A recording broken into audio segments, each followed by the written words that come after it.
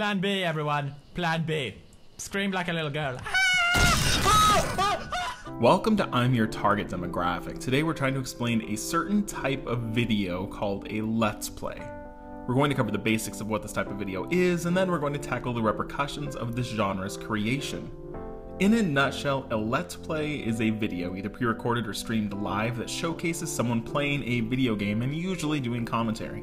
Some videos just have their audio, while other Let's Plays have a more complicated layout, including a camera focused on the player and potentially even a custom overlay which might promote that specific user. Now, if this is something new to you, you may ask, why do people do this and why don't they just play the game themselves? There are actually quite a few answers. These videos originated when it started to become easy to record and publish footage, and it was mostly used as a way to show how to progress in the game, something we now call walkthroughs. Here's how you beat this level or this boss. Watch me do it and walk you through how to do it as well. So people might watch these Let's Plays for actual tips on how to play the game. Another reason to watch. Games are expensive and sometimes people can't afford all the games. Or maybe the viewer's too young to buy the game themselves. So by watching others play, it allows you to semi-experience the game without buying it. In the same vein, by watching Let's Plays, the viewer might be able to decide if they even want to buy it. In lieu of a formal review, they can now see an almost raw account of how the player is reacting.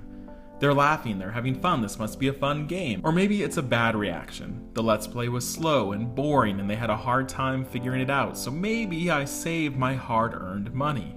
The last major reason that people might watch a Let's Play is to be entertained. In this day and age, there are online personalities who are famous for doing things just like this. They could be funny or witty, or they could be analytical. Watching a Let's Play done by someone who intimately knows the game is usually really interesting, as they commentate on facets of the game that a casual fan would never have noticed. So let's use this as a jumping off point for the next topic. There are personalities who have become incredibly popular by doing this, by just playing video games. Right now, the most subscribed user on YouTube is a guy named PewDiePie from Sweden who has 47 million subscribers. His Let's Plays have millions of views. Forbes lists PewDiePie as making about $12 million a year before tax from his YouTube endeavors. Another popular Let's Player is Markiplier, who ramps up the energy and personality and is now sitting at about 14 million subscribers. Now this is just YouTube. YouTube is great for pre-recorded content, but another service came along which really focuses on live streaming content, called Twitch.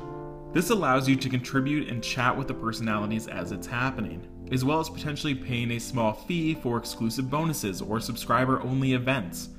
A lot of users will pay a $5 subscriber fee, for example, just to support their favorite players and reinforce quality work. The most subscribed user on Twitch right now is a British player named Syndicate with 2.5 million subscribers on Twitch, as well as nearly 10 million subscribers on YouTube. His real name is Tom Castle, and he landed in the news recently as he's one of the owners of a site that facilitated gambling revolving around the game Counter-Strike: Global Offensive. The logistics of the gambling is complicated, but one of the major key factors is that Castle was promoting gambling on the site without ever stating that he was a co-owner of the site, which allowed for unregulated gambling for potentially underage participants.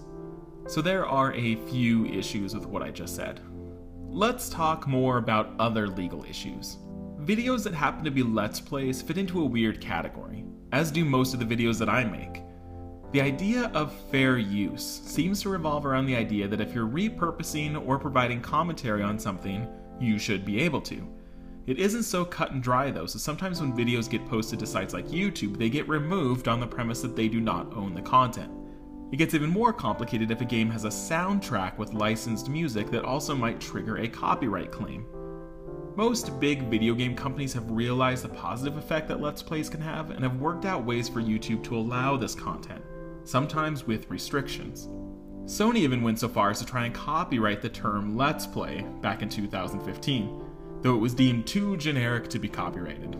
So that's the big picture: what a Let's Play video is, some prime examples of popular content creators, and some legal complications. Take a second to head down to the comments and tell me your favorite gamer personality. And as always, thanks for watching. What? Oh god. Oh god. Oh my god.